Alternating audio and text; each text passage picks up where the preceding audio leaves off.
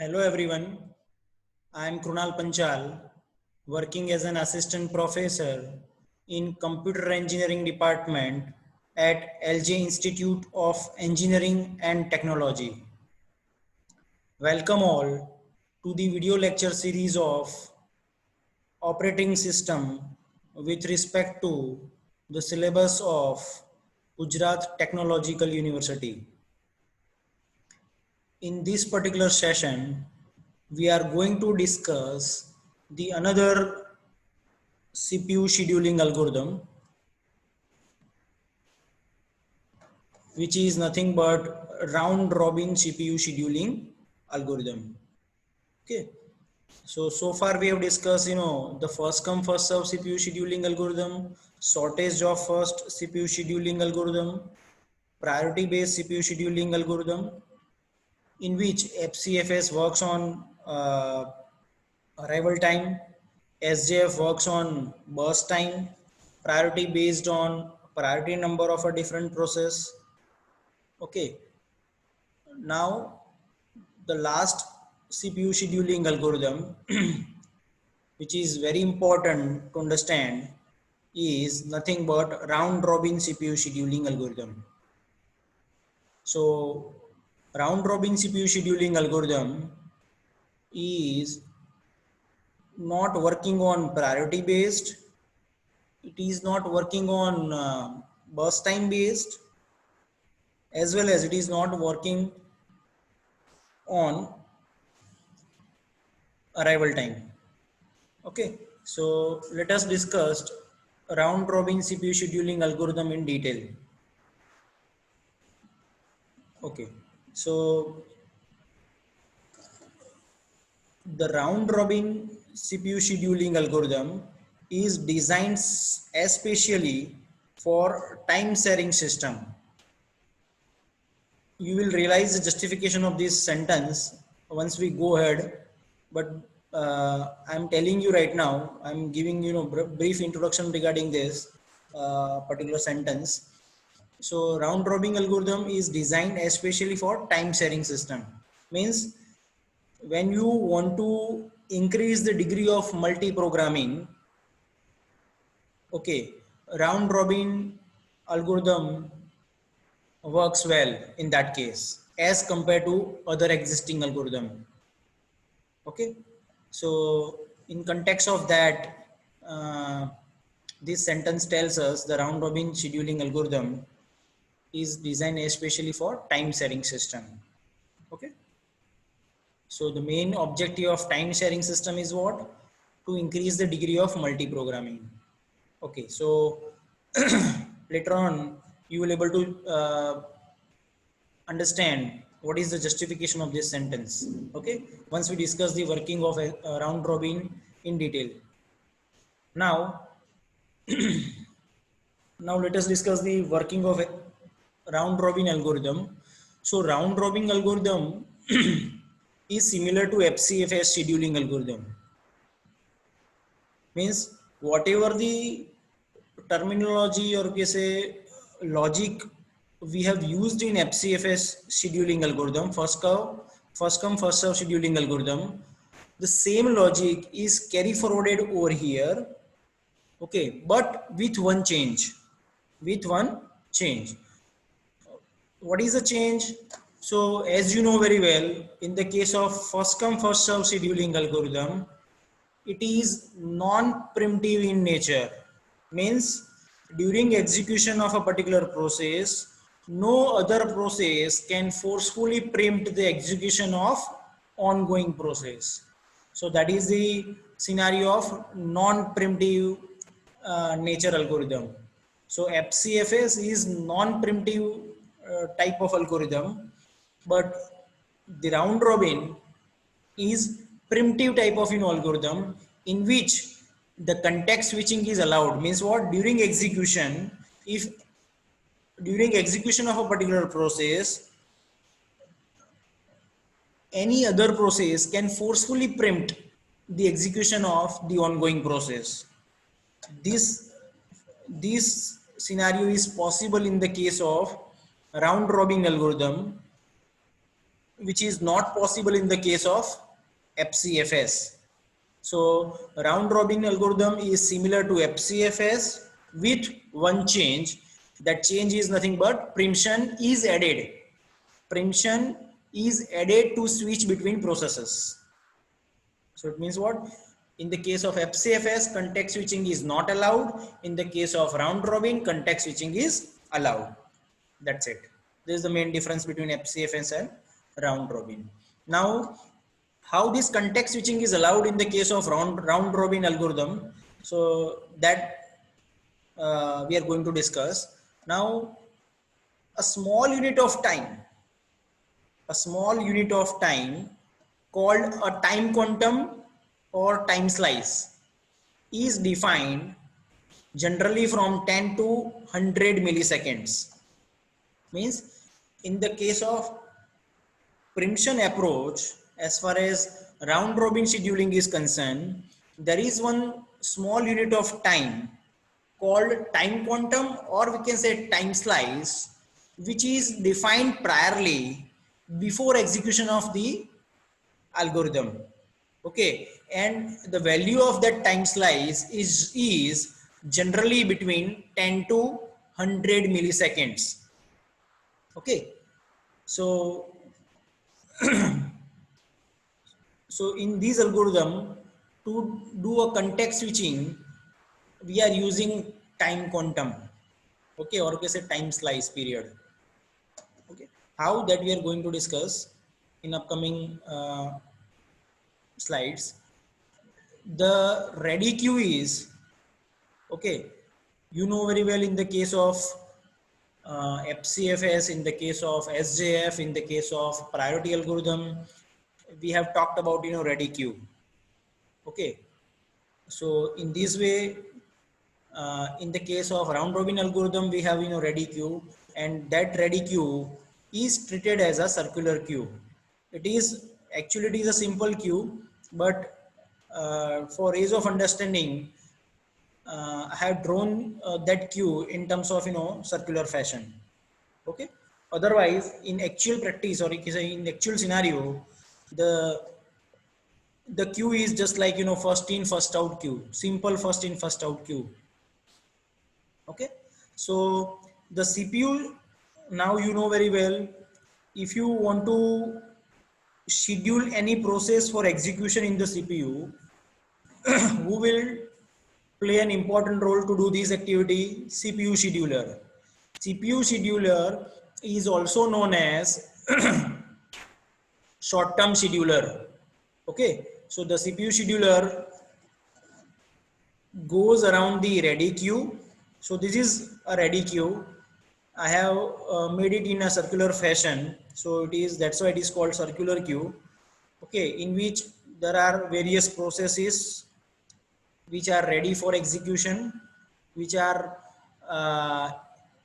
in waiting mode, we can say.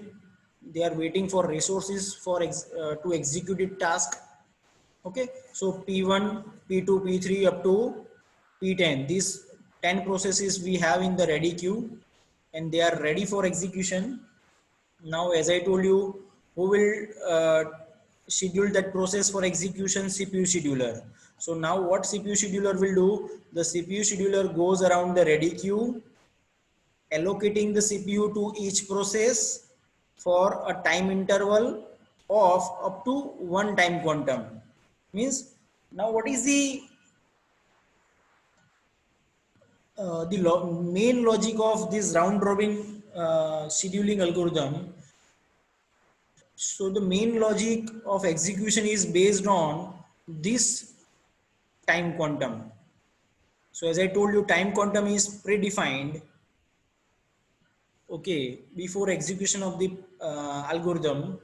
So say for example, if time quantum, so what is the significance of time quantum? Means once a time quantum, say for example 5 millisecond is finalized, okay, so each and every process that resides in ready queue can execute its task for 5 milliseconds only. Even though some of the process requires more CPU time, still that process cannot able to execute a task more than 5 milliseconds in one go. Okay, let us discuss in detail. Suppose P1 according to the arrival time, because it is just like FCFS algorithm, so we will consider over here arrival time. So according to the arrival time, we will schedule the process which is senior most in terms of arrival time. That process will be picked by the CPU scheduler first and give it to the CPU for execution. So in this example, uh, I have considered, P1 is the senior most process and P10 is the junior most process. Okay, so in terms of arrival time. So CPU scheduler will simply pick P1 process and give it to the CPU for execution. For example, suppose if P1 process requires, say for example, 10 milliseconds for its own execution. So as I have told you earlier, the P1 cannot successfully complete its task in one go, because of this time quantum, because the time quantum value is 5 millisecond. So P1 process can execute for 5 milliseconds only. Once this timer is expired, okay, or we can say once this time quantum is exceeded, P1 process has to forcefully preempt by the operating system and give the CPU to the another senior most process, which is ready in the ready queue. Okay, so now P2 has allocated the CPU for its execution. Okay, P2 also requires, say for example, P2 requires 15 milliseconds for its own execution. So still, irrespective of its time, P2 can execute for 5 milliseconds only, okay, in one go, and then come out from the ready running state, and again uh, that process needs to be reached to the ready queue. Okay, so whenever any new process, or you can say any new process is arrived in the ready queue, that process will be stored in the tail part. We will discuss in the next slide what is tail part and what is the head part, or head section. Okay, so P1 is started execution, it is executed for 5 milliseconds, then it will be context switch to P2. P2 is executed for 5 milliseconds, then again it will be context switch to P3. P3 will be executed for 5 seconds. Same way, this pattern repeats up to P10. Okay, up to P10. Now, once P10 is executed for 5 milliseconds, now the pointer will go to the P1 process once again, because the execution of P1 process was remaining, because it requires 10 milliseconds, but out of 10 only 5 milliseconds has been executed successfully. Okay, because of this time quantum value. Okay, so the remaining 5 milliseconds is required to execute by P1 process in the CPU. Okay, so once the P10 is executed, then after time quantum, again the P1 will come and P1 will execute it remaining task by using the CPU. And after again 5 milliseconds, again this process will repeats. In this way, it will be context switched. So context switching will be based on the time quantum only, or okay, say time slice only. Okay, these things you need to keep in your mind. Why we are doing these things? Because if you are using round robin algorithm, and if you are following this strategy, like based on time quantum, okay, it will increase the degree of multi-programming. It means what? Like say for example, if for example if we have if you're talking about Google server, okay, so Google server can at a time that server can able to handle more than one client request, because millions of users are sending a request to a Gmail Google server at the same moment of time. Okay, so as you know very well, when we are talking about uniprocessor machine can perform at one task at a time. Okay, so to increase the degree of uh, concurrency, real parallelism, okay, we need to have multiple processors with us. But when we are talking about uniprocessor machine, okay, in which we need to satisfy the multiple client requests at the same moment of time. In that case, you can follow such type of strategy through which you can increase the responsiveness of the response from the other side by having such type of algorithm. Means if you use round robin algorithm, it works better as compared to the other existing algorithm of CPU scheduling in terms of response time. So in terms of response time, the round robin works better as compared to others. Okay, because of the context switching based on this time quantum. Okay, now the next is implementation of round robin scheduling algorithm. As I told you, the I have made it in a circular fashion, but actually that queue is arranged this in this way. Okay, so first in first out order. So first in first out order means what? In which at the right hand side we have one head section, and in the left hand side we can say we have one tail section. Okay, so what will happen in this case? We keep the ready queue as a first in first out queue of processes. So we have maintained one queue, okay, as a first in first out queue for different processes. So these are the different processes we have. If any a new process arrived in a ready queue, so this is the we can say content of ready queue, in which these are the number of processes, and these processes are uh, stored in first out order. Okay, if any new process arrived in this queue, okay, so that process will be added at the tail end only. And if any process is scheduled for execution, it will come out from this section head. Okay, so insertion would be performed over here and deletion would be performed over here. So now processes are added to the tail of the ready queue, as I told you. Yes, the CPU scheduler, this sentence is very important. The CPU scheduler, or you can say short-term scheduler, picks the first process from the ready queue. This first process will be picked by the CPU scheduler, okay, from the ready queue, and sets a timer to interrupt, and it will set a timer. Timer means what? It is nothing but time quantum period. It will set a timer, and after that timer is expired, that process needs to be forcefully primed from the CPU.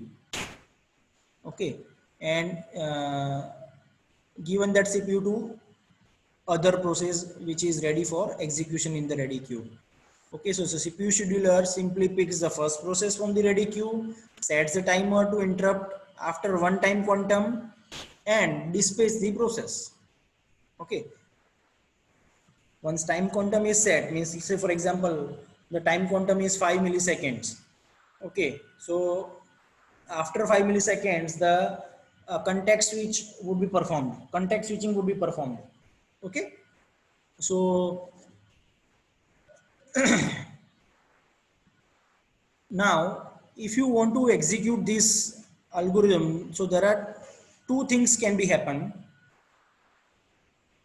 because various process requires different amount of burst time for its execution.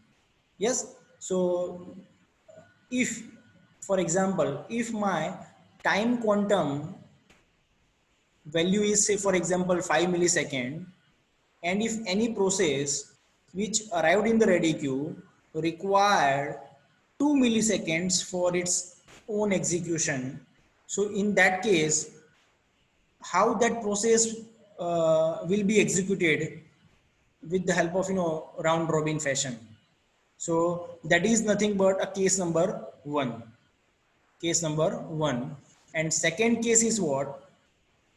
If if any process requires long period of time, say for example, our time quantum value is what? 5 millisecond. If one process arrived in the ready queue, if that process requires, say for example, 10 milliseconds for its own execution, in that case what will happen? How the round robin scheduling algorithm works in that case? So there are two cases. In first case, the actual burst time of that process is less than the time quantum, and second case is what? The actual burst time is greater than the time quantum. In both the cases, how it works? So first of all, let us discuss case number one. So the process may have a CPU burst of less than one time quantum. Yes. So in that case, what will happen? So as I told you, it requires only 2 milliseconds, but the time quantum value is 5 milliseconds. So what will happen with that process once it's executed task within the 2 milliseconds? Once that process is executed in task, the process itself will release the CPU voluntarily. Means what? A process will not reserve that CPU up to 5 millisecond. Okay, it will not do these things. What it will do, once it completes its execution, even though it has remaining time, okay, to use that CPU, but its task is completed within 2 milliseconds. Okay, so what that process will do, that process will voluntarily release the CPU so that other process can use that CPU for its execution. Okay, so the CPU scheduler will then proceed to the next process in the ready queue. Once it releases the CPU, now that CPU will be utilized by the next upcoming process in the ready queue. So in this way it will be executed. Means what? If burst time is less than the time quantum, in that case that process will not wait till the timer expires. If a task is completed before timer expires, it will voluntarily release the CPU so that other process can use the CPU resources. So this is nothing but a case one. Now what is case two? In the case number two, the CPU burst time of currently running process is longer than one time quantum. The timer will go off and will cause an interrupt to the operating system. Means our time quantum value is 5 millisecond and process requires 10 milliseconds. In that case, what will happen? If timer expires at the time of 5 milliseconds, now operating system will interrupt that process. Okay, operating system will interrupt that process and forcefully do a context switch to the another process. Okay, once the timer is expired. So in this case, context switching will be performed. In this case, if process burst time is higher than the time quantum period, definitely context switching would be performed. And when we are talking about context switching, we have discussed context switching in the previous sessions in detail. What are the advantages and disadvantages of context switched? Okay, so later on I will tell you what is the pros and cons of this round robin algorithm. So in that case, I will tell you what is the benefit of context switching and what are the drawbacks of it. So context switch will be executed and the process will be put at the tail of the ready queue. Once the context switching is performed, now the P1 process, the first process, the ongoing process was forcefully preempted and it will come out from the running state to a ready state and it will stored in the tail part of the ready queue. Means what? It will be stored in the tail part of the ready queue over here. Means some of the portion is executed for 5 milliseconds, it is executed successfully, then it will be forcefully preempted and it will again come out and join the queue again at the tail part. Clear? So, and again it will wait for its turn. Okay, so the context which will be executed and once it is come out, then this process, the second process will picked by the processor and it will start its execution. Clear? So in this way it will be executed. The CPU scheduler will then select the next process in the ready queue. Yes, that I have already told you. So in this way it will be executed. Now this is the basic understanding and basic working of round robin CPU scheduling algorithm, in which the context switching would be performed based on time quantum. So the time quantum, or we say time slice, is very important to figure out this algorithm in a particular category, whether it is working efficient or it is not efficient. How? Let us discuss that. If for example, if my time quantum value is too long, if my time quantum value is too long, say for example, I have set 50 milliseconds as my time quantum. Okay, 50 milliseconds as my time quantum. What will happen? See these things very carefully. This is very important question, can be there in your examination as a theory part. So what is the significance? Such type of questions can be arise. What is the significance of time quantum in the case of round robin CPU scheduling algorithm? So how you can justify this question? So suppose if my time quantum value is 50 milliseconds and these are my processes. So the first process requires 40 milliseconds for its execution. Second process requires 10 milliseconds for its execution. Third process requires 5 milliseconds for its execution. Fourth process requires 2 milliseconds for its execution. Okay, and so on. Now, if my time quantum's value is too large, so in that case, what will be the impact at the end when we are using round robin CPU scheduling algorithm? So what will happen in this case? Because my time quantum value is 50 millisecond, so first process arrived in the ready queue and it requires 40 milliseconds.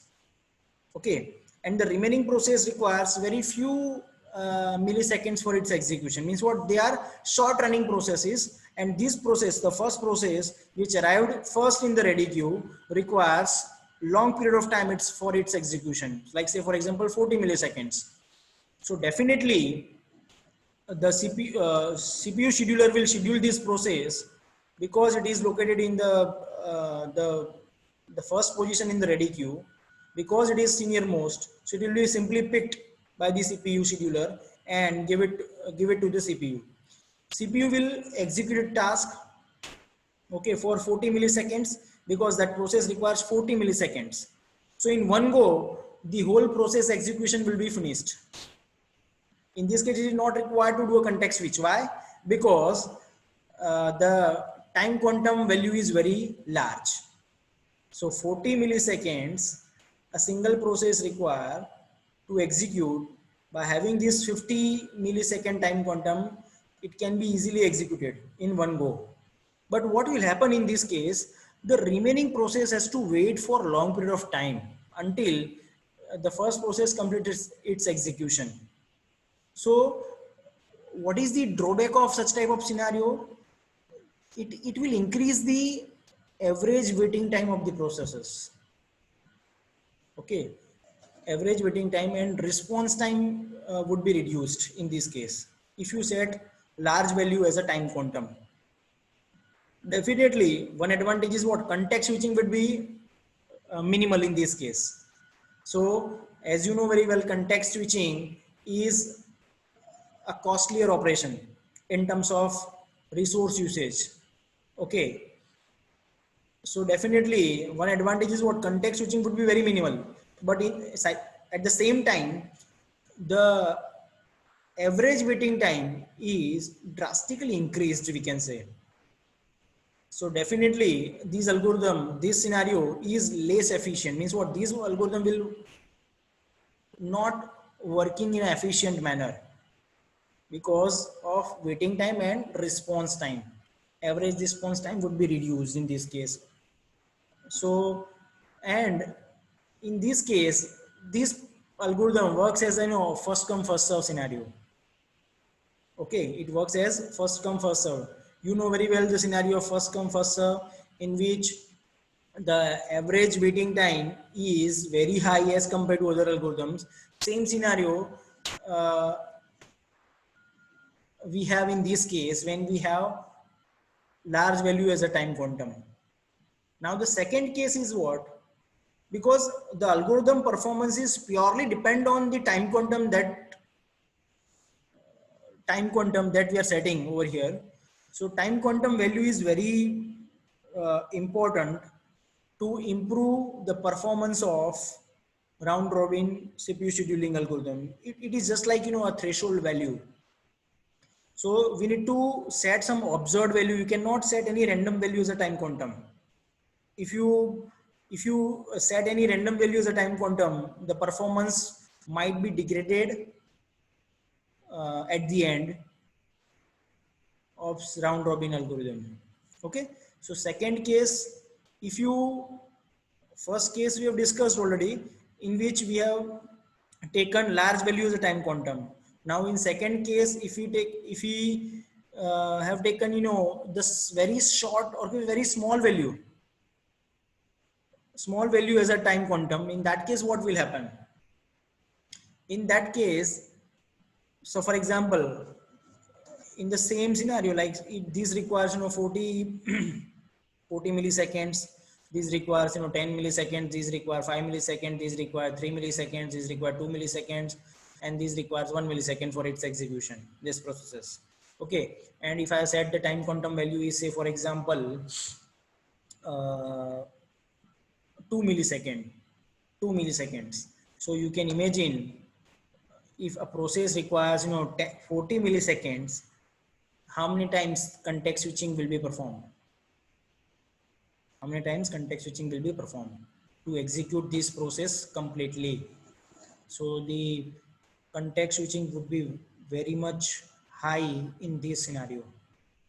So if you set very small value, or if you set any large value as a time quantum, both are disadvantageous. Because if you set it's very small value, the context switching would be increased, and if context switching is increased, definitely during the context switching CPU would be idle. So if context switching is increased, proportionally the CPU idle time would be increased.